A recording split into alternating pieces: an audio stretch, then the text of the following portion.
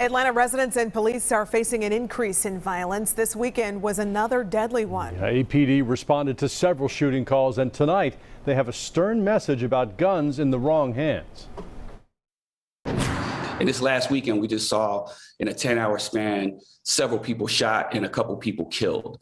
That's a lot of crime. All told, half a dozen people were shot and killed in Atlanta, with several others wounded in what has become a dangerous trend. It's definitely been a busy weekend. It's just been, extremely busy for us. Among the numerous 911 calls, a deadly drive-by shooting late Sunday night at a Chevron gas station on Redan Road. 5 people were injured, and 60-year-old Earl Evans was killed.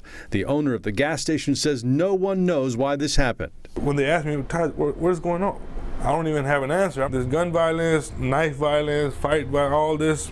It's not going to lead to anything but, a grave. More than 30 rounds were fired during the drive-by shooting. Shocking surveillance shows the terrifying moments as 2 victims were hit by the hail of gunfire.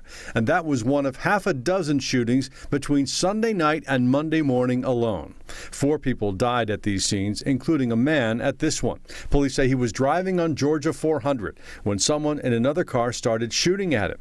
He managed to pull over on Buford Highway, but did not survive. And tonight, Atlanta police issued a stern message. In a Facebook post, APD says, quote, "Gun violence isn't a political issue, it's not a Second Amendment issue, and it's not a race issue. It is people making terrible decisions with guns, poor anger management, and it's a profound carelessness and lack of regard for human life issue."